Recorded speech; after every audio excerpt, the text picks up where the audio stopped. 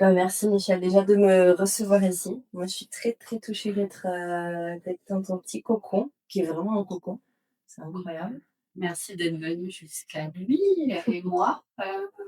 C'est aussi un honneur de te recevoir. Et puis, je ne te connaissais que par Zoom, après avoir participé à ce beau congrès que vous avez organisé à Nuit Sommet, où j'ai été invitée il y a 2 ans. Ouais, C'est un honneur. voilà. Merci, Yael, Mais je d'être t'en là. prie. Et justement, en fait, le lien s'est fait, ça va m'amener à la première question, parce qu'en fait, de moi à moi, on a quelques connaissances en commun, même certainement plus que ça, mais en tout cas, une connaissance. La première personne qui m'a parlé de toi, je pense, c'est quand même Suzanne Coteau. Oui. Donc Suzanne, qui est une très chère amie, que je connais depuis que j'ai 14 ans, Ah oui. qui était mon ostéopathe pendant toute ma période d'études de danse, etc. La vie a fait que je suis partie très loin et quand je suis rentrée en France, je l'ai retrouvée. Et puis après, on a fait des choses ensemble, on a dansé ensemble, on a travaillé ensemble et tout ça. Et Suzanne régulièrement me parlait de toi. Donc, est-ce que tu peux me parler un petit peu de cette époque-là? Parce qu'en fait, Suzanne, elle vient de la danse du contact impro, de l'ostéopathie. Oui, justement, oui.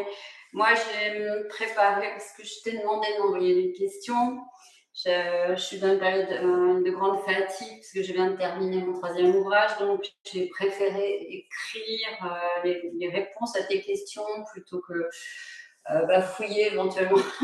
Et donc, c'est vrai que j'aime bien avoir des notions précises à donner. Et c'était précis ce qui s'est passé à cette époque, parce que la danse contact a démarré en France à la Sainte-Baume en août 1978. Moi, je prévoyais de m'y rendre, mais la vie a fait que j'avais un changement de programme. Et j'ai cueilli à leur retour les savoirs éblouis de Suzanne Coteau, Didier Silol, Marc Tomkins, qui, à la rentrée suivante, se sont mis à donner des ateliers pour expérimenter leurs récents acquis. Et c'était très, très précieux parce qu'ils étaient dans un enthousiasme. Eux-mêmes cherchaient autre chose qu'ils ont trouvé là. Et je suis parmi leurs premières élèves, très motivée aussi par le grand besoin de voir s'élargir les possibles de la danse. De nos danses, des danses, de la mienne, et aussi de décoiffer cette grande dame qu'est la danse, qui n'aimait pas forcément ça. Et donc, c'était un challenge. Mais la période était propice. On était dans mes années, voilà, 78, c'était, on accueillait ce qui se passait en Californie, aussi à New York. Et donc, c'est Steve Paxton et Lisa Nelson qui étaient là. Oui, c'était Steve Paxton et Lisa Nelson, sachant que c'est Steve Paxton donc, qui, en 1972, a créé la danse contact impro. Et il a mis en place une première performance qu'il a appelée danse contact improvisation, qui a été montrée à New York au public. Et c'est de là donc que lui, ayant réuni ses savoirs et ses recherches entre la danse, il était danseur chez Merce Cunningham, aussi ses acquis de l'aïkido, donc il allait chercher aussi vers la philosophie orientale d'autres messages. Il a créé la danse contact impro, qui est donc un mélange qui a la croisée de différentes disciplines. Et ce qui est important, c'est qu'on se retrouve dans une situation nouvelle où le corps improvise en cherchant en même temps des nouveaux repères qui sont offerts par l'expérimentation. Et ça, c'est très, très important, cette notion d'expérimenter. Donc, on a expérimenté les échanges de poids, des pressions, les effleurements du corps,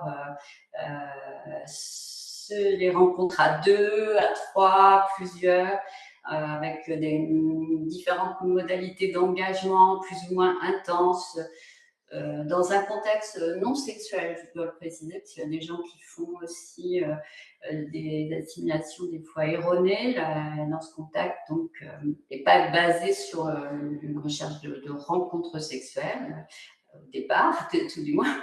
Elle est non hiérarchique. Les entrées et les sorties sont claires et nettes. Elle n'amène pas la danse contact à se déresponsabiliser, contrairement à ce qu'on peut croire. Il y a donc une conscience du corps qui s'éveille et une responsabilisation aussi qui se met en place. Et donc, on voit émerger là-dedans des dimensions sociales, politiques qui étaient importantes aussi à l'époque. Et donc, cette discipline qui n'a finalement pas souhaité avoir de copyright après avoir hésité. Ils avaient commencé à rédiger un papier, puis ils ont laissé avec. Il y avait Nancy Starr Smith qui avait commencé à signer, puis ils ont arrêté tout ça. Ils ont dit non, pour pouvoir permettre à d'autres personnes de justement prendre le relais à leur manière. Et c'est ce qui a constitué cette myriade de chemins qui fait que la danse contact est en pleine effervescence encore aujourd'hui et dans les 5 continents d'une richesse extraordinaire au niveau de l'expérimentation, de l'exploration. Oui, d'ailleurs, là où j'habite juste à côté d'un petit nid de contacteurs. Oui, à côté de l'arrêt, de chez Alissa, et des mares, etc. Tout à fait. Voilà. Donc oui, la danse contact est encore extrêmement dynamique et qui traverse, je dirais même la société avec toutes ces problématiques et ces questionnements, etc. Ouais. Et accueille aussi, je dirais, les différences. Sans en faire un plat, c'est ça qui est bien, c'est juste un accueil. Ouais, tout à fait. Ça me plaît. Alors ça, c'est cette époque-là, donc en fait, on va traverser un peu, j'allais dire, toutes tes vies.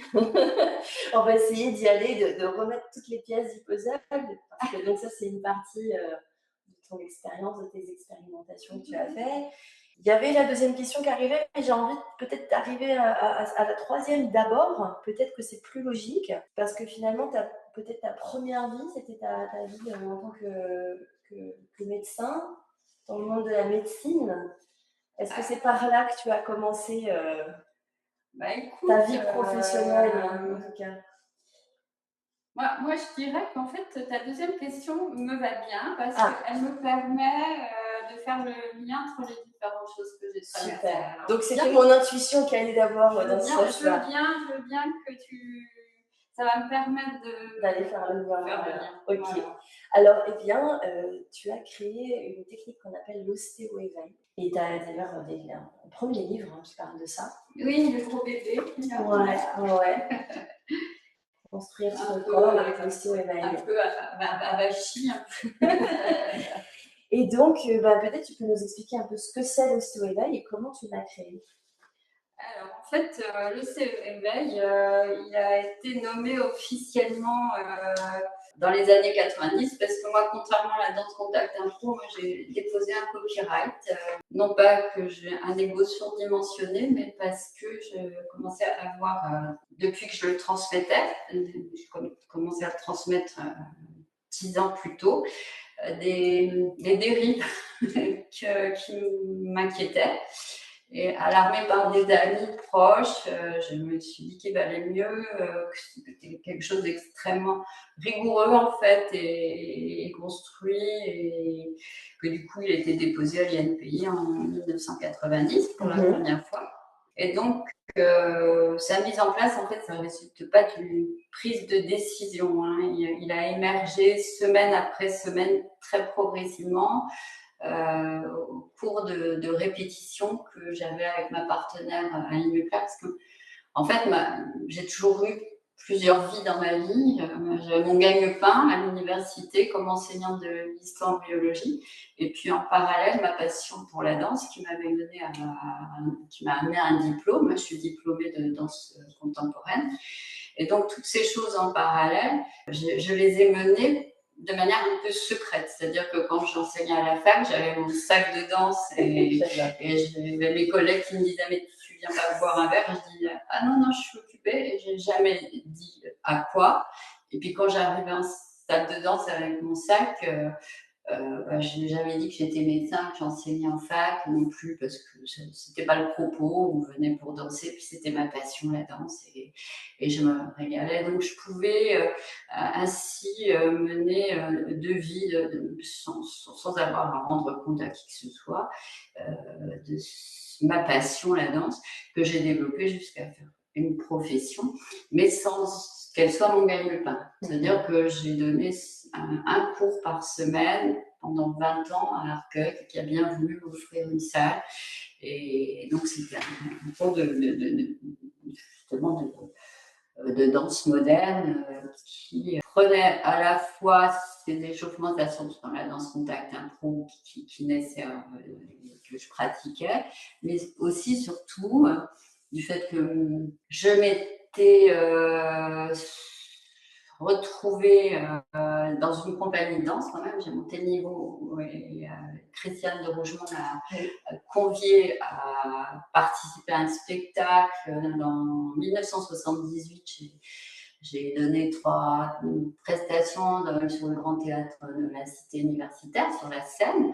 Et les répétitions devenant tellement intenses, je me suis mise à souffrir de dorsalgie effroyable, qui avait commencé d'ailleurs pendant mon adolescence. J'avais mis un couvercle là-dessus, mais pendant mes études, déjà enfant, ado, ça tiraillait. Mais alors là, ayant commencé à pratiquer la danse intensément à 25 ans après mes études de médecine, j'ai beaucoup souffert. Et Christiane Rougemont, qui était une très grande dame, pour qui j'ai beaucoup de gratitude, m'a dit va voir un ostéopathe. Je ne savais même pas ce que c'était un ostéopathe à l'époque. Puis ce monsieur m'a soulagée en une séance. Et je lui ai dit je veux faire ce que vous faites, je veux faire les études que vous avez faites pour soulager, et comment on fait, etc. Et il m'a dit bientôt va s'ouvrir à Bouligny un cursus de danse, un cursus d'ostéopathie pour les médecins qui va durer 3 ans, parce que vous avez déjà les acquis de la physio, de la maths, de la bioméca.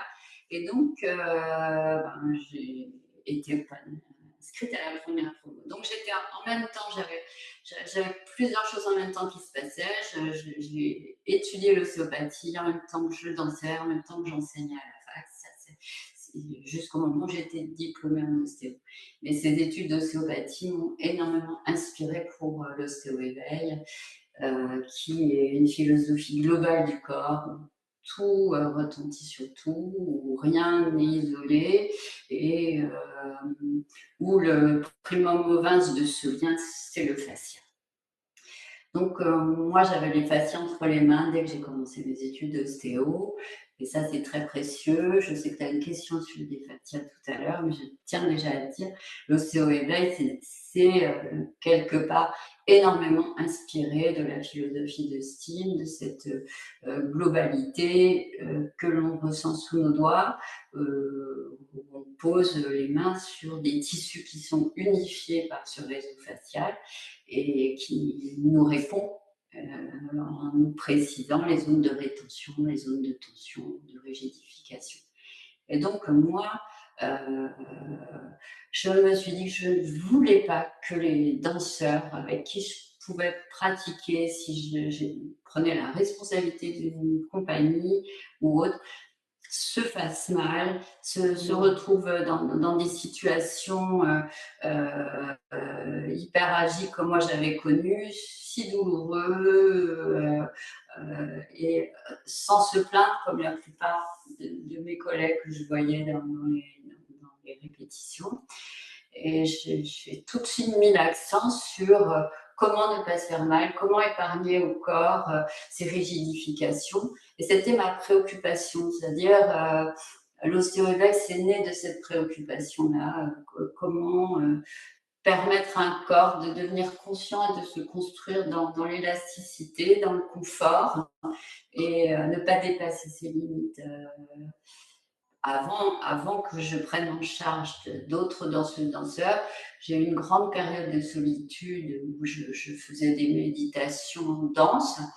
Et au cours d'une de ces méditations danse, j'ai commencé à percuter des tubérosités osseuses comme ça, je dirais, un état un peu second, quoi. Ouais. Et là, je sentais que ça résonnait, que ça m'appelait à d'autres endroits où il y avait d'autres tuberosités.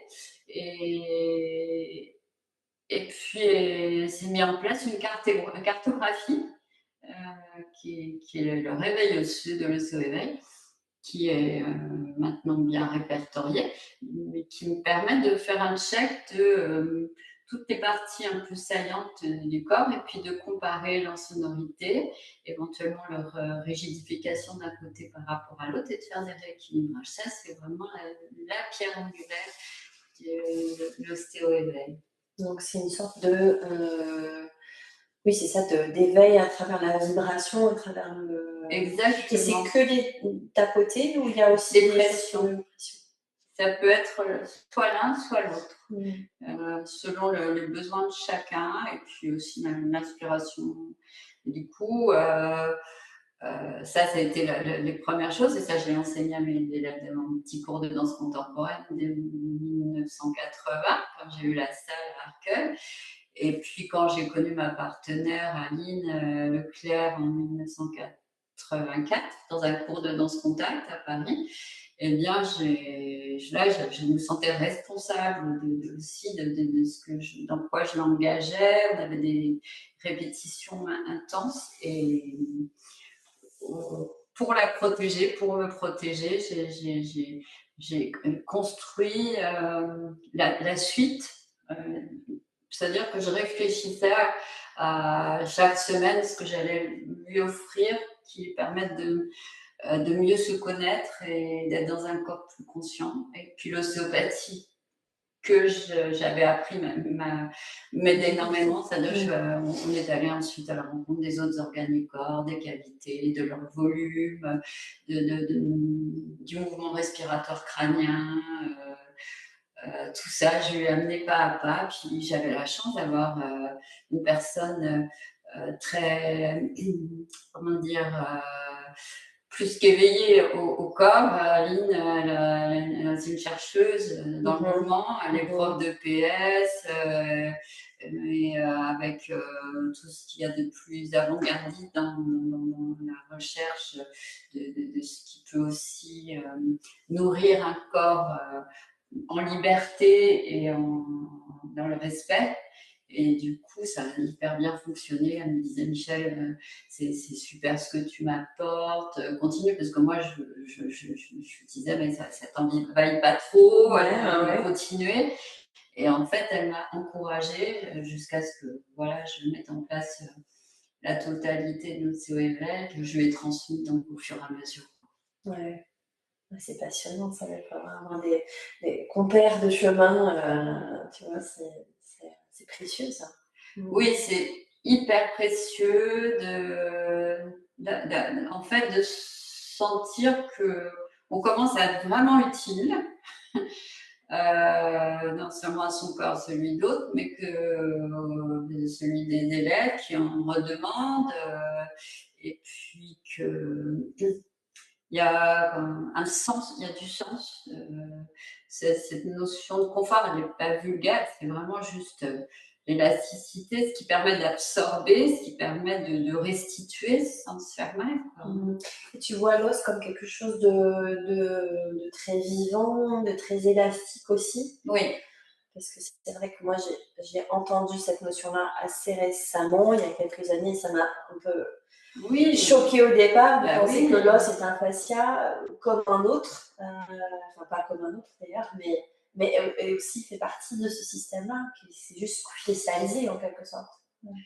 Ça me fait plaisir de t'entendre dire ça, Yael, parce que tu es à l'avant-garde quand tu dis ça. Pour moi, c'est un combat encore d'affirmer ça. Et je n'ai de cesse de le dire et le redire. L'os est un fascia qui s'est solidifié pendant la période embryonnaire sous l'effet des pressions extérieures au travers du liquide amniotique, etc. Enfin, toutes les parties qui étaient exposées sous le mésoblast s'est rigidifié. Et on peut faire des expériences avec les cellules. Si on met des pressions sur les cellules fibroblastiques, elles vont devenir des cellules osseuses. Et donc, ça repose sur des notions scientifiques, cette rigidification du mésenchyme, du mésoblast. Et l'os, au moment où il se solidifie, étant donné qu'il est en continuité avec une fibre de collagène, des filaments, des ligaments, des muscles et des aponevroses, il les emprisonne et donc crée la continuité s'est créée. Parce qu'on a d'un seul coup cette continuité faciale entre fascia souple et fascia rigidifiée qui se met en place. Et donc, on a cette boucle qui se referme dans le corps qui est informationnelle. Parce que quand on va questionner l'os en mettant des pressions dessus, on va être renseigné sur ce qui se passe aussi dans les ligaments, les muscles et les aponevroses. Oui. C'est-à-dire que de comprendre que ce ne sont pas des choses séparées, parce que quand on a appris l'anatomie un peu à l'ancienne, on nous apprend à catégoriser les choses et à les séparer. Oui. Or, on comprend que dans ce modèle-là d'architecture biotenségrale, tout est unifié. Unifié et dans un système refermé sur lui-même. Ça, c'est très important parce que si tu l'ouvres, le système, bon, là je vais pas sectionner un élastique, mais il serait quand même encore tenségral un peu, mais parce qu'il y a tout le reste. Mais l'intérêt d'être complètement refermé sur soi-même, c'est que en fait, tu as une réactivité et une réponse immédiate de tous les autres éléments. Et du coup aussi, tu as cette élasticité avec cette déformabilité réversible. Quoi. Tu presses dessus et si tu relâches, ça revient. Ouais. Et ça, c'est quelque chose que j'imagine que tu sens, en fait, n'importe qui travaille en thérapie manuelle le sent. Oui. Tu vois, quand tu mets les mains sur quelqu'un, en fait, tu sens cette tu le sens, mais en fait, ce qui est important, si je me permets, c'est en fait savoir sur quel modèle tu t'appuies pour tes ressentis. Parce que c'est vrai que nos perceptions, elles sont liées à des modèles et à des représentations qu'on a mis en place au préalable. Et donc, c'est important. Moi, je sais que je questionne souvent les étudiants, les personnes avec lesquelles je dialogue quand on se donne des formations, sur une notion de focus. Sur quoi vous mettez le focus au préalable? Parce que si on ne se met pas d'accord sur un focus commun, il y en a qui vont naviguer dans les liquides, d'autres qui vont être plus dans le neurologique, etc. Et moi, en fait, je suis dans la mécanique du corps et je précise bien si je vais dans la matière ou si je vais dans l'architecture. Parce que la matière, ça va donner, si par exemple, là, mon corps, comme je suis devant l'écran et que je commence à me laisser imprégner des forces gravitationnelles et que je laisse mon corps petit à petit couler comme ça, petit à petit, il y a une densification qui se fait dans la matière et ça donne un truc un peu comme ça, lorsque je vais rejoindre le sol. Par contre, si je me situe dans l'architecture, c'est-à-dire dans la tension-compression des forces internes et que je fais cette même expérience, eh bien, si je me branche avec mes forces tension-compressionnelles, ça va donner quelque chose de différent. C'est-à-dire que mon architecture va se défaire un peu comme un pantin qui se met à couler. Tu vois, c'est très subtil en fait. Ouais. Et donc, ces notions-là, sous la main, elles diffèrent. C'est-à-dire que quelqu'un qui n'a jamais connu la tenségrité, s'il n'est pas en relation avec ces forces internes que je lui fais explorer d'abord par tout un tas d'outils perceptifs, avec les ballons aussi, qui sont des structures en tenségrité, eh bien, avec toute cette boîte à outils que j'ai, on finit par rentrer vraiment clairement en relation avec les forces internes et à pouvoir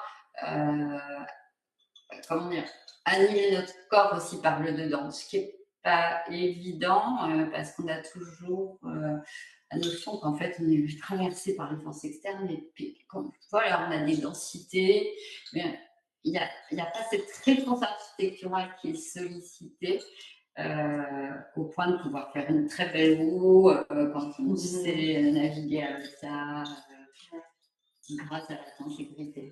Ouais, c'est magique. Bon, ça nous a emmené un petit peu loin, mais ça n'a pas vu ça.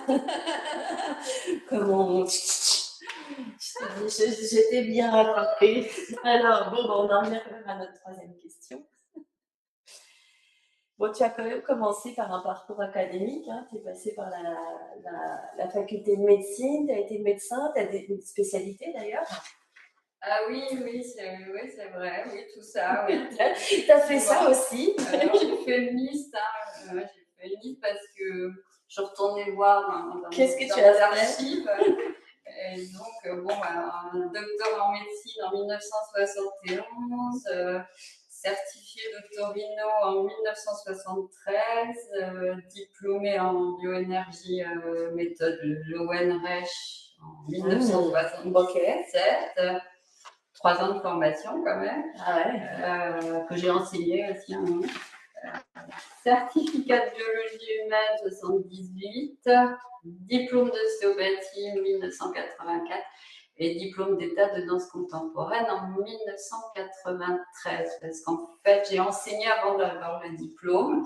Et puis, sont venues des règles très dures. Oui, finalement récent. Et moi, j'étais motivée pour faire cette maîtrise de danse et de la formation. Et donc, j'ai eu le diplôme d'État en 93. Et donc, je voulais te dire que c'était une énumération que je viens d'effectuer ne correspond pas pour moi à l'objectif de collectionner des titres ou d'avoir plus de galons. Simplement, ces études, elles aboutissaient à des diplômes solides et je les ai enchaînés en étant mobilisée par ma curiosité du vivant. Et j'ajouterais aussi pour les processus qui génèrent du mouvement. Et cette curiosité, elle a clairement commencé l'année du bac dans mon lycée de Coulommiers en Seine-et-Marne, lorsque j'assistais au cours de sciences naturelles de Monsieur Leroy. J'ai eu la chance que ce professeur ait repéré mon engouement pour cette matière qui était la science naturelle. Et c'était la biologie, le corps humain qu'on approchait en terminale. Et il m'a soutenue auprès de mon père, qui n'était pas du tout dans ce milieu de la médecine et qui était réticent pour que je me lance dans ces études longues et difficiles pour devenir médecin alors que je n'avais que 16 ans. Donc c'était... Merci, monsieur Laurent. Il a vu en toi cette chercheuse invétérée, cette curieuse. Oui, il m'ouvrait les portes. Le mercredi, on avait un jour off. Et il me donnait la clé de la salle de sciences nat. Et moi, j'avais regardé les squelettes. À cette époque-là, il n'y avait pas des règles aussi compliquées pour entrer dans les établissements. Et il y avait tout un tas de choses. On pouvait sortir les organes, d'espèces de bazar et tout. On les remettait et tout. Enfin, c'était très, très intéressant d'avoir le foie, l'estomac, les ranger dans leur case et tout. Voilà. Donc, il a décelé ça en toi, quoi.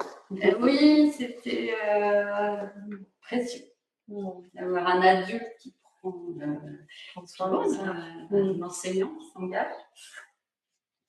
Et tu as été enseignante ensuite à la fac. Donc, oui. Déjà pas dans n'importe quelle spécialité, j'ai envie de dire que tu as quand même enseigné l'embryo. Oui, c'était une chance aussi. Et que bon, moi c'était toujours cette passion pour la biologie et donc qui m'avait amené à faire un certificat de biologie humaine à l'hôpital Cochin. Et puis, du fait que depuis 3 ans où j'étais installée comme ORL, je faisais payer ni les jeunes, ni les vieux, ni les amis, ni les amis des amis, j'ai dû fermer mon cabinet pour banqueroute, comme on dit. Et je me suis dit qu'est-ce que c'était mes acquis et j'ai postulé en fac de médecine et donc j'ai enseigné ce qui m'était permis, c'est-à-dire l'histologie, l'embryologie et la biologie. Et ça, c'était en fait très, très, très important parce que je restais dans ce qui me plaisait à transmettre aux étudiants, à leur faire découvrir le vivant au travers du non-vivant, puisque je leur montrais des lames d'histologie sous microscope. Mais j'animais ça par voilà, plein de commentaires sur le vivant. Moi, je vois un point commun dans tout ça, enfin, des liens, c'est-à-dire qu'il y a quand même toujours la transmission au cœur dans ta vie. Bah oui, finalement. En fait, c'est ça ton vrai métier, c'est de transmettre. J'étais partie pour être médecin et être soignée, quoi. Oui, tu soignes quand même aussi autrement. Oui, je soigne quand même aussi autrement, ça c'est sûr. L'ostéopathie est une grande dame qui a un versant préventif qui est ignoré par beaucoup, mais comme toute médecine, dans chaque médecine, il y a un versant préventif. Et moi, j'ai vraiment beaucoup développé. Je me disais, l'éveil, c'est quoi? Moi, je me disais, en fait, ça peut être l'équivalent du tai chi ou du qigong pour la médecine chinoise.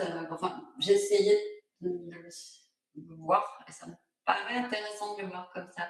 Oui, parce que quand j'ai travaillé longtemps avec Suzanne Coteau, donc qui avait son cabinet à l'intérieur de mon studio de pilates pour quelques années, et on voyait bien que les gens, ils venaient chez l'ostéopathe, et d'ailleurs j'ai souvent cette conversation avec les ostéopathes, mais si la personne derrière ne met rien en place corporellement pour maintenir, tu vois, les nouvelles sensations, les nouveaux alignements, etc., ben, en fait, ça revient.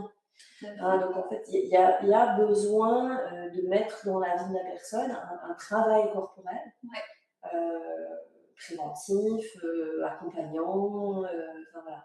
Ah oui, et de plus en plus, la nouvelle génération, parce que ce qui s'est passé, qui est dommage, c'est que les ostéopathes n'ont pas dans leur formation de travail sur leur corps. Ce qui fait qu'il y a beaucoup d'ostéopathes qui ne connaissent pas leur corps et qui se font mal dans leur vie d'ailleurs. En plus, parce que c'est physique comme métier. Oui, des amis qui se sont trouvés opérés de hernie discale et donc c'est un vrai problème. Et donc la nouvelle génération d'ostéopathes qui j'ai donné des formations a réagi individuellement et la plupart font des arts martiaux, du systéma, des choses comme ça pour mieux se connaître et certains font de la danse quasiment maintenant, il y a une réponse individuelle, c'est-à-dire qu'ils ont compris que ça leur est nécessaire à eux, à leur propre corps, pour avoir une conscience et pouvoir être au plus près de ce qui se passe chez leurs patients. Et puis aussi, ça les amène, pour certains, à faire des petits ateliers hebdomadaires de prévention, qui s'inspirent d'ailleurs de ce éveil pour ceux qui ont travaillé avec moi, en ajoutant d'autres choses qu'ils ont gagnées ailleurs. Et ça, c'est très bien. Parce qu'effectivement, il y a besoin de ce soutien pour les patients jusqu'à ce que le patient puisse prendre son autonomie et se débrouiller tout seul. C'est toujours le sujet, l'autonomie. Ah oui, c'est toujours le sujet. Oui, pour moi, c'est très, très important, ce sujet. Et puis, on a déjà notre principe interne homéostasique, qui est un principe de régulation d'autonomie que l'on va chercher quand on met la main sur quelqu'un et que je dirais entre guillemets, pratiquer un soin, eh bien, on relance ce processus d'homéostasie et de régulation, d'autorégulation, en demandant au corps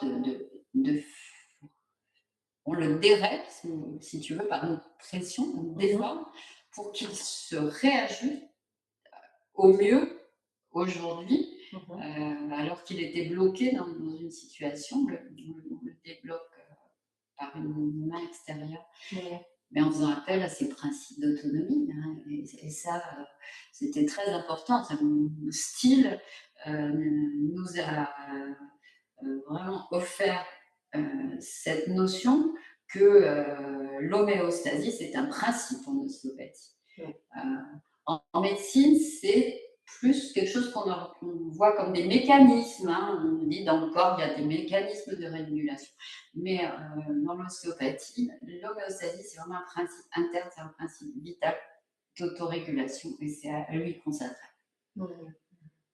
Ouais, moi j'aime beaucoup ces notions-là, hein, de dire qu'en fait la personne elle est souveraine dans son corps et c'est elle qui a les réponses. Hein. Et on ne peut que accompagner. Exactement, ouais. Ça, c'est beau, souverain dans son corps. Oui, cette notion-là, de ne pas déléguer à quelqu'un d'autre sa santé. Quoi. Oui, je suis d'accord. Et aussi, ça m'amène aussi à des réflexions sur manière de soigner, ne pas non plus vouloir à tout prix en une séance régler tous les problèmes chez quelqu'un. C'est-à-dire prendre justement conscience de jusqu'où ces systèmes vont pouvoir gérer la déformation, l'information qu'on lui donne.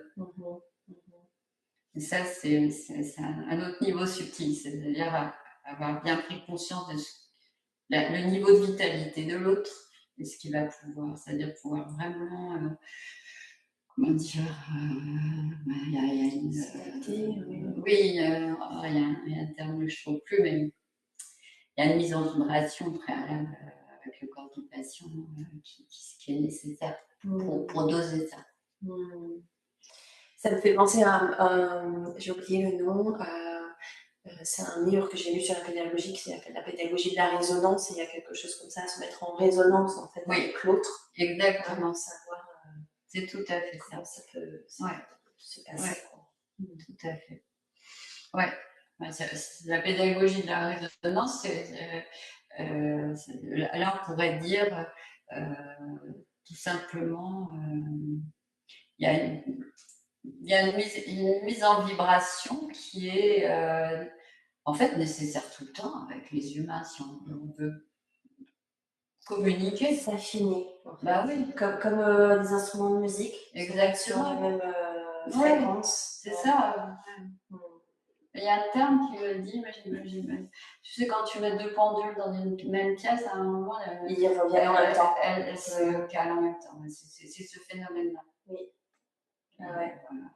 C'est synchronisé ou quelque chose comme ça. Il y a une synchronisation qui se fait. Oui. Et ça, c'est un préalable qui permet de vraiment communiquer, de pas, comment dire, aller bille en tête en croyant bien le faire et faire du mal finalement. Super. C'est super. Hein. Alors, ça m'amène à la question suivante. Bon, tu parles des fascias, tu les as rencontrés déjà il y a un bon petit moment, puis tu en as longuement parlé aussi dans tes deux livres. Peut-être dans le troisième, tu m'en diras un peu plus sur ton troisième livre, ta livre. Alors, les fascias, on les entend à toutes les sauces en ce moment. Et partout sur les réseaux sociaux, tout le monde se découvre une passion pour les fascias et tout le monde dit que maintenant son travail parle des fascias. Oui. Alors, je sais que tu fais partie quand même des grands spécialistes internationaux, on pourrait dire, hein, quand même, que tu étais en lien en tout cas et tu fais des recherches qui sont, on va dire, pertinentes dans ce champ-là. Puis surtout en francophonie, on n'a vraiment pas beaucoup de spécialistes. Bon, on a M. Gamberto qui est quand même un précurseur. Oui. Mais voilà, comment tu vois un petit peu toi ce monde des fascias aujourd'hui? Écoute, je vais d'abord te parler de la chance que j'ai, moi, en tant qu'ostéopathe, parce que j'ai plein d'exceptions pour l'adoption des fascias comme interlocuteur privilégié qui m'a été donné par son créateur. Et donc, nous, les ostéos, on a une chance énorme parce que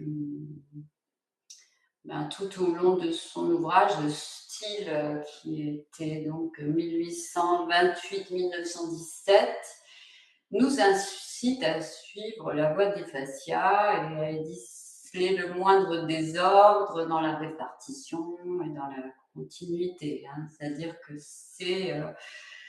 il nous a mis les fascias entre les mains et donc toutes nos études consistent à les accompagner et à les reconnaître et à jouer avec leur réactivité. Donc, ce réseau qui unifie le corps, qui apporte la muscularisation, le sensoriel, l'innervation, etc. C'était pour lui déjà posé et transmis à ses élèves. Donc, ça, c'était déjà cette première chance pour moi, c'était d'avoir des études d'ostéopathie, pouvoir avoir cette richesse des fascias sous mes mains. Et puis j'avais aussi, comme on l'a dit tout à l'heure, en parallèle, j'enseignais l'histologie à mes étudiants. Et donc, les fascias, je les expliquais autrement, mais comme j'étais donc chargée de cours, je faisais découvrir aux étudiants, comme je te disais, les images de nos tissus à organes, pleins, creux, le foie, la rate, l'estomac, enveloppés dans leur fascia, et aussi les muscles avec les différentes couches qui les enveloppent et les divisent. Et donc, mes étudiants, je leur faisais découvrir ces différentes variétés. On les appelait tissus conjonctifs. On n'avait pas le terme fascia à ce moment-là. En particulier, les tissus conjonctifs denses. On disait le mot fascia quand il s'agissait d'un tissu conjonctif dense, tels que les tendons, les aponevroses, et donc qui constituaient à ce moment-là les fascias souples. Je faisais aussi découvrir à mes étudiants les tissus conjonctifs spécialisés, on disait. Alors ça, c'était l'os spongieux, l'os compact, et donc on expliquait qu'ils étaient spécialisés parce qu'ils étaient devenus tissus plus rigides de soutien. Mais on ne disait pas que l'os était un fascia rigidifié. C'est venu après ça. Et donc, mes études d'ostéopathie, elles m'ont amené à ressentir les fascias sous mes mains, les fascias de mes camarades de promo, et puis ensuite ceux de mes patients. Moi, si tu veux, j'avais une place privilégiée pour que les fascias soient au cœur de ma vie, sans que ça pose de problème de connaissances scientifiques pour les aborder. Et comme tu dis, l'essor et la popularisation du terme fascia pose des questions, en particulier pour les scientifiques purs et durs, qui sont rebutés par la diffusion de faux savoirs et de vulgarisation parfois beaucoup trop réductrice, et qui concerne maintenant le monde aussi bien de la danse, de l'enseignement de la danse, de l'enseignement de l'EPS, de l'enseignement. Il y en a absolument partout. On demande des formations sur les fascias dans tous les sens. Et aujourd'hui, il y a une mode qui consiste à surtout mettre en avant le terme fascia, mais sans trop savoir ce qu'il y a dessous. Heureusement, il y a des personnes qui continuent à diffuser de manière implacable leur travail. C'est, comme tu l'as évoqué, Jean-Claude Guimberteau, qui est un monsieur que j'aime beaucoup, que j'admire énormément, et qui, en montrant et en commentant, en diffusant les vidéos de ces images des fascias vivants, in vivo, puisqu'il les a saisis in vivo, a permis à un public de plus en plus large de faire un pas en avant. Et j'ai recherché, sachant que j'allais te voir, à quel moment il a commencé à parler dans les congrès. Il a commencé à parler dès le premier congrès international de fascia en 2007. Il était à Boston et il a montré son film Promenade sous la peau. Donc, il a joué un rôle scientifique considérable parce qu'il décrivait ce qu'il voyait. Et c'est une constante. Quand un processus est constant et qu'on voit toujours, ça peut être admis scientifiquement comme quelque chose qui est nouveau et qui va être validé par les pairs. Donc, montrer, décrire le vivant, c'est fondamental. Et donc, il faut savoir qu'au siècle dernier, les fascias, c'était ces membranes que les chirurgiens jetaient scrupuleusement à la poubelle. Donc, on a basculé dans quelque chose de vraiment très important, de les remettre au goût du jour. Et puis, il y avait aussi Bichat, qui lui était un anatomopathologiste, qui était aussi de la même époque que Steele, même avant, 1780 jusqu'à 1800. Et lui, Bichat, c'est anatomopathologie. Il n'a cessé de disséquer, il a écrit le traité des membranes dans les années 1800.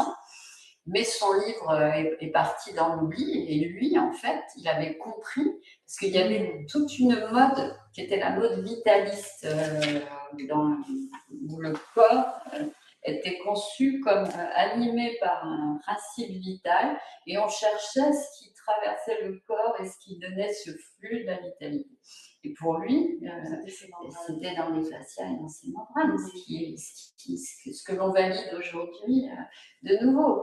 Mais il a fallu 2 siècles pour que les travaux de Bichat reviennent à la surface. Et Jean-Claude Guimberteau n'a de cesse de diffuser son travail. Il était encore dans un congrès à l'EPS il y a quelques mois en France, et j'ai vu qu'il parlait dans une conférence en Angleterre sur les fascias récemment. Oui, j'ai entendu il n'y a pas de longtemps, je pense qu'il y a 15 jours, 3 semaines, une conférence qui est donnée en ligne. Ouais. Je suis inscrite au Fascia Hub, que je trouve passionnant. C'était là. En nom Fasciaticus avec John Sharkey, qui présentait ses recherches avec John. C'est passionnant. Et donc, il continue. Je ne dirais pas qu'il dit toujours la même chose, mais il dit la même chose et il le développe en allant de plus en plus loin dans la profondeur du corps, en accompagnant les fascias depuis les tissus sous-cutanés jusqu'à nos organes les plus profonds. Il a fait le lien jusqu'à la profondeur, et il le montre et il le prouve. Donc, reste maintenant le passage à l'académie. L'académie, c'est toujours beaucoup plus compliqué. Le monde de la médecine est toujours très fermé à toutes ces nouveautés. Il y a des choses qui ont du mal. Mais on a discuté à plusieurs reprises à ce sujet, et lui et moi avons confiance. Il faut un siècle pour qu'un nouveau concept passe. C'est un nouveau paradigme en fait. On sort d'un paradigme ancien du corps, où on étudiait les corps morts. Voilà. L'observation du vivant nous révèle qu'il y a effectivement un comportement chaotique. Et ce qui m'a régalé aussi, c'est quand même que quand on tente de comprendre ce qui se passe, on cherche des nouveaux modèles, et la tenségrité, la biotenségrité se prête très très bien à ce petit jeu pour comprendre la manière dont les fascias se réorganisent sous la déformation. Et donc, pour ma part, et puis Jean-Claude Guimberteau l'évoque régulièrement, c'est la modélisation de la biotenségrité qui est aujourd'hui la plus proche de ce qui se passe sous nos doigts lorsqu'on traite un patient, et que les fascias se mobilisent. Super. Donc ça, voilà. Oui, donc tu as répondu déjà aussi un petit peu sur le fait que tu participes activement aussi à ces congrès, tu échanges, tu te tiens beaucoup au courant de... Oui, du coup, c'est, je dirais, quand je suis arrivée à la retraite, que j'ai pu enfin passer du temps à creuser ce qui était essentiel et passionnant pour moi, et pouvoir intégrer d'une part le groupe de tenségrité après avoir été formé par Steve Levine en 2011 à Maidstone.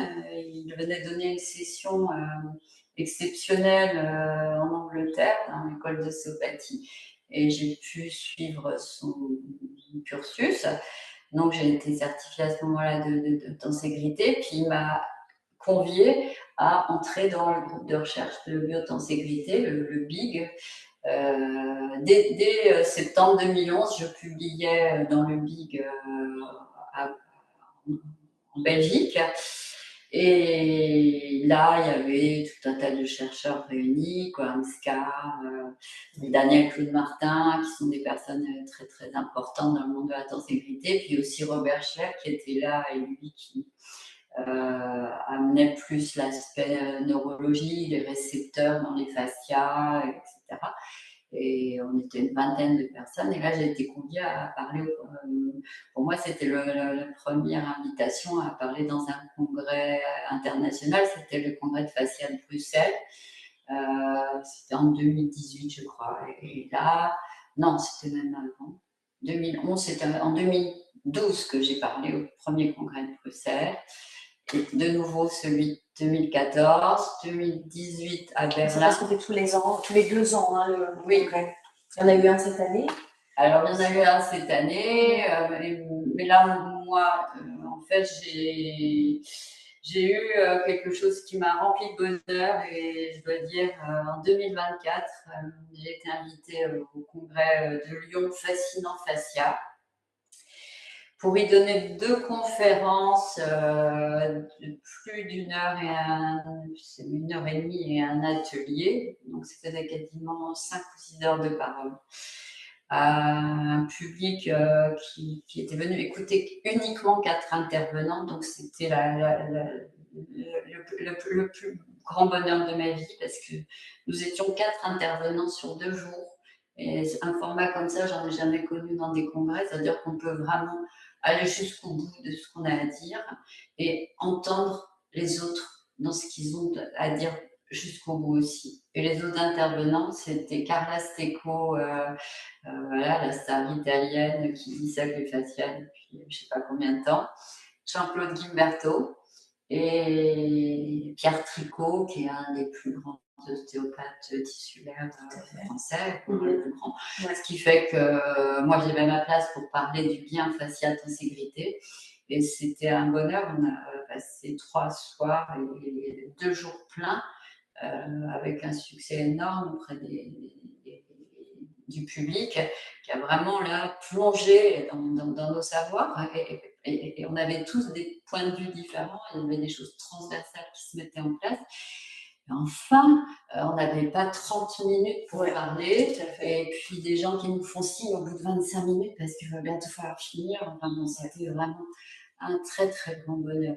Et je dois dire d'ailleurs que quand tu m'as invité à Aimer le sommet, je t'avais dit que je déborderais peut-être un peu et tu m'as pas mis la pression. Tu m'as dit, Michel, prends le temps tu peux déborder un peu plus. Pourtant, c'était samedi soir. Oui, et ça a duré 12 heures en plus. C'était très bien. C'était parfait.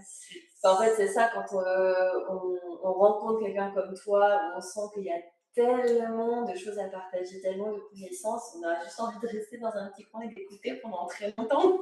Donc, ça me va très très bien. Il n'y a aucun souci. Merci. Mais alors justement, ça peut même permettre de faire un lien peut-être vers tes livres. Alors, donc, tu as écrit 2 livres. Parce que là, tu partages ton savoir. On peut l'avoir chez soi, on peut le relire, le relire. Alors, moi, j'ai le deuxième, j'ai celui-ci. Oui, biotenségrité faciale et ostéopathie. Oui, celui-là, en fait, il est plus à l'intention des praticiens du corps qui veulent vraiment creuser ce que c'est qu'un fascia. D'abord, je développe beaucoup le fascia, surtout ces plans biologiques et histologiques et autres, embryos. Et surtout, je fais le lien avec l'ostéopathie, c'est-à-dire qu'est-ce qui se passe sous la main et quelle est la correspondance entre la manière dont on peut concevoir le corps selon l'ostéopathie et selon la biotenségrité et comment d'un seul coup un modèle qui était, je dirais plutôt de matière du corps vivant peut devenir un modèle architectural, voilà, avec son dynamisme. Et c'est, enfin, ça c'était plus pour, je dirais, des personnes qui souhaite, à la sortie des écoles de d'ostéopathie, ça m'avait été demandé comme ça par mon éditeur, mieux faire le lien avec la biotenségrité. Et moi, je me suis régalée à l'écrire parce que j'étais imprégnée de tous les congrès fascia à ce moment-là. Ouais. Et donc, la bibliographie, elle est énorme. Et c'est ce que je voulais dire tout à l'heure, mais comme on a tellement de choses à dire, je voulais dire, je l'ai écrit, donc je le recherche, parce que c'est important quand on est à propos des fascias, ce fameux sujet qu'on a abordé et la crédibilité, tu vois, que tu évoques, et les difficultés à avoir de la crédibilité dans certains ouvrages qui sont des vulgarisations, je dirais, vulgaires, entre guillemets, hein, et non opérationnelles. Eh bien, moi, ce que je propose, c'est d'aller voir la bibliographie d'un ouvrage ou d'un article. Et à chaque fois, moi, quand j'ai un livre entre les mains, avant de l'acheter, quand on me dit t'as vu ce livre, etc., je commence par aller voir la bibliographie. Et pour moi, c'est très important que la personne se soit renseignée, que la personne nous aille chercher des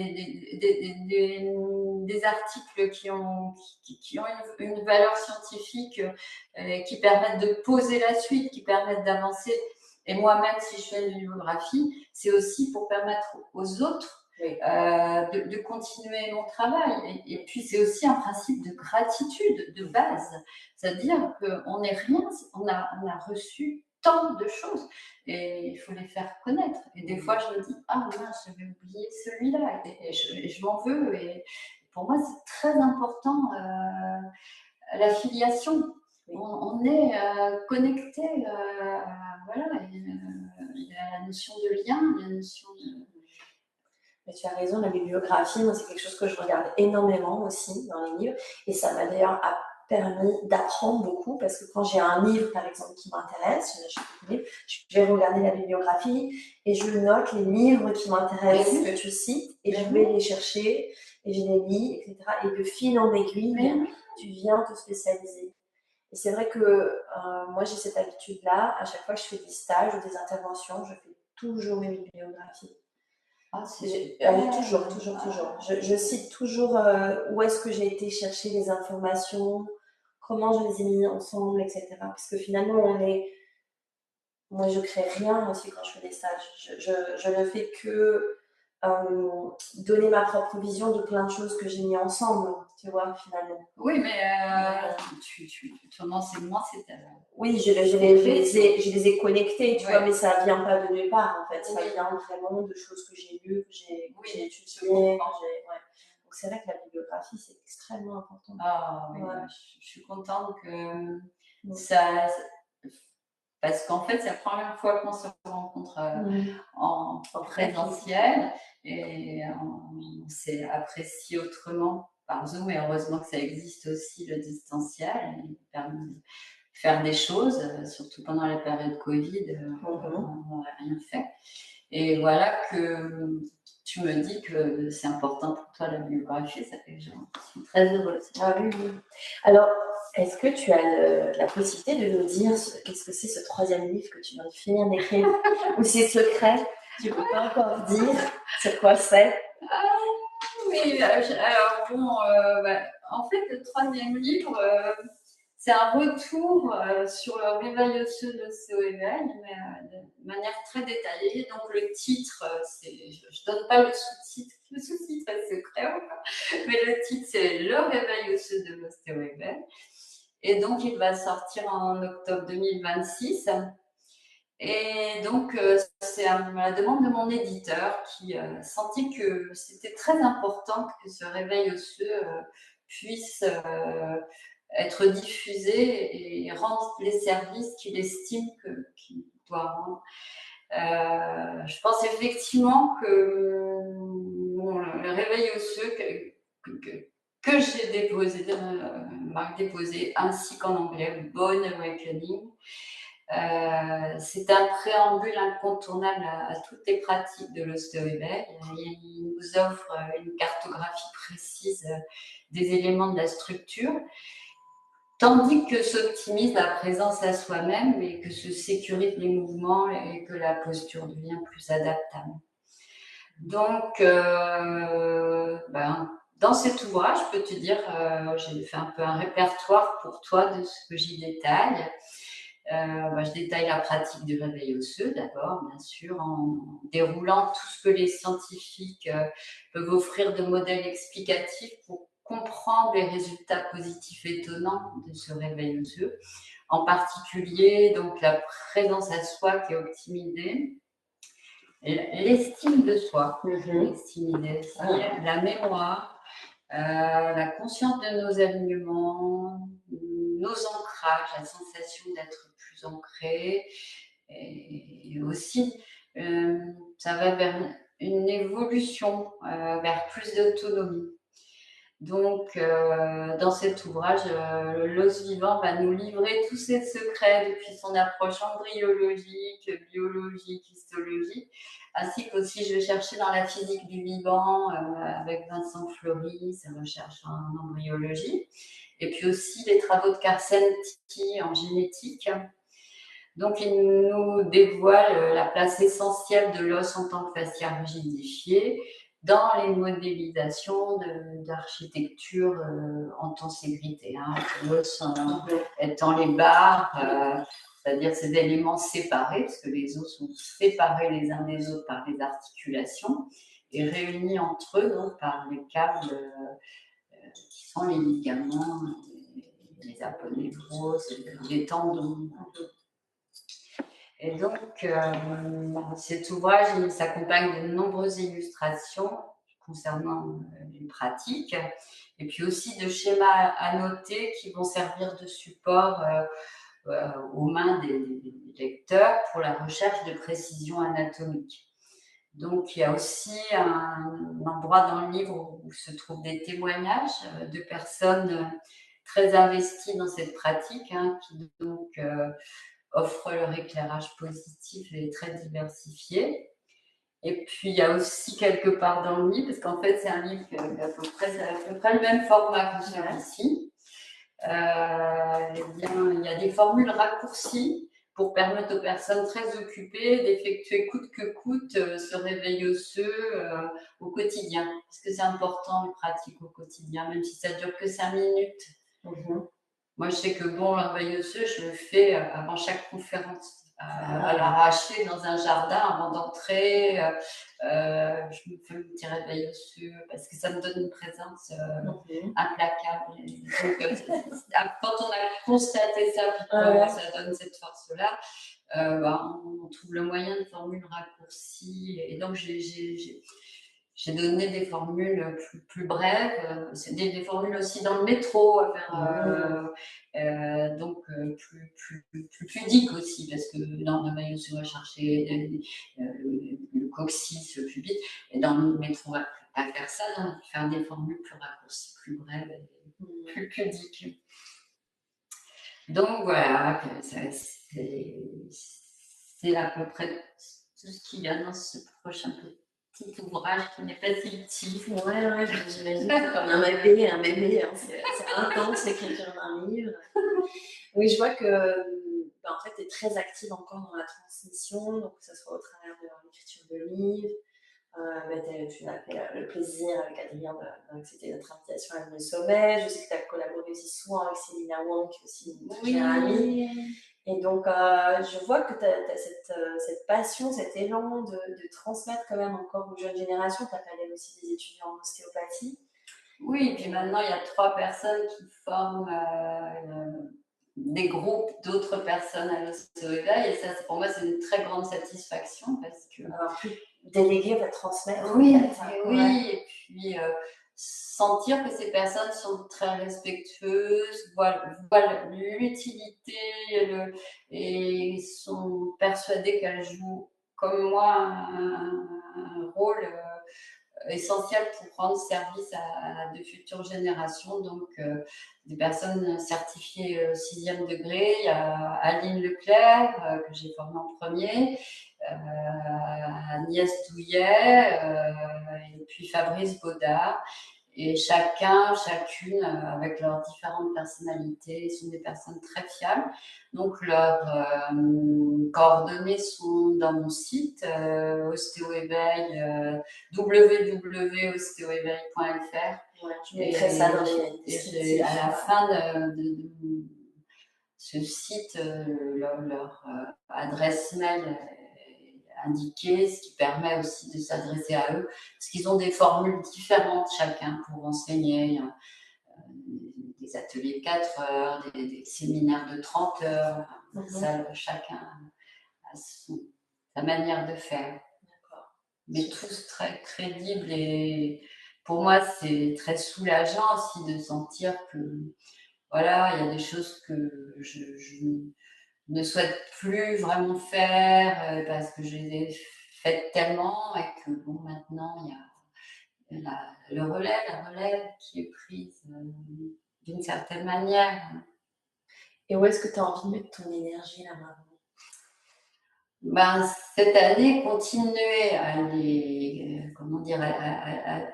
à aider ces personnes justement à se sécuriser. Donc, je continue de les voir pour les sécuriser dans leur questionnement. C'est quelque chose que je fais aussi régulièrement que possible. Cette année, il y a leurs élèves qui veulent me rencontrer, et du coup, on a posé des dates aussi, parce qu'il y en a qui ont des élèves en province, donc je vais me retrouver à aller parler. Donc, je leur ai demandé des listes de questions. C'est des gens qui pratiquent quand même depuis 4-5 ans, leurs élèves. Donc, ils ont des vraies questions. C'est des gens qui ont vraiment déjà une maturité en la matière de CO-Éveil. Et j'ai envie d'honorer ça, quoi, vraiment. D'autant plus, figure-toi, j'ai oublié de te prévenir, et j'en suis désolée, il y a eu quelque chose de très important qui a eu lieu à Arcueil. C'est Agnès Douillet a organisé, ça me donne la chair de poule, rien que d'en parler, un festival en mon honneur et en l'honneur de l'Ostéo-Éveil en octobre dernier, et ça a duré 4 jours pleins. La ville d'Arcueil a donné son soutien à cet événement, donc a ouvert une salle de cinéma pour des projections de films de mes performances avec Aline, et aussi a permis dans d'autres salles comme à Nigra, on a dansé dans une structure en danségrité, la structure de Donata D'Urso, qui est chorégraphe et qui avait fait tout un travail dans une structure en danségrité. Donc elle nous a guidés dans une chorégraphie pour aborder sa structure. C'était un rêve de voir une structure géante déployée dans un espace culturel. Ouais. Et puis moi, j'ai guidé une performance qui était amusante, parce que j'avais répondu à 4 podcasts dans l'année, donc j'ai fait en fait un peu un pastiche de podcasts en danse, c'est-à-dire je posais des questions avec un faux micro gonflable et tout, puis les danseurs répondaient par le mouvement à ces questions qui étaient complètement loufoques, et c'était très drôle. Puis on a aussi dans la fin de ma performance utilisé un cran élastique qui réunissait les corps de 6 danseurs en tenségrité. Nous, on était les éléments de compression à l'intérieur donc de cet élastique en bande qui nous réunissait, dans lequel on s'était enroulé. Et donc, tout mouvement de l'un interférait sur le mouvement de l'autre, mais sur un très grand espace. Donc, c'était énormément de choses à vivre ensemble. Il y avait un public ébahi, et j'ai eu la surprise, ça je ne le savais pas, mais mes pairs en ostéopathie, qui sont des personnes très précieuses en France, qui ont préfacé mes ouvrages. Donc Didier Feltes qui a préfacé le premier, Alain Besséral, il a écrit un mot, mais il ne pouvait pas venir. Et André Ratio qui préface le 3e ouvrage, plus mon ami Idiko Place, qui est une très grande ostéopathe qui a maintenant déménagé, qui transmet le lien mécanique de Paul Chauffour, et qui est vraiment exerce à l'excellence. Elle est maintenant à Bayonne. Et donc, ils ont traversé la France, ainsi que Nathalie, sa consoeur, sont venus, et Amélie Garden, de l'ostéopathie animalière, parce que maintenant, j'ai vu ça, j'ai très un peu les animaux. Et donc, j'interviens dans des congrès d'ostéopathie animalière. Amélie Gardet, c'est la jeune génération très prometteuse. Et tous ces gens-là étaient venus me faire la surprise de témoigner sur mes apports en ostéopathie à partir de la culture de sécurité. Parce que quel beau cadeau. Là, vraiment, je les avais là en présentiel, ils s'étaient cachés et ils sont apparus, ils ont sorti leurs textes, c'était merveilleux. Donc, ce festival de 4 jours me laisse un souvenir intense. Et je vais te prendre, puis il n'y a pas de souci.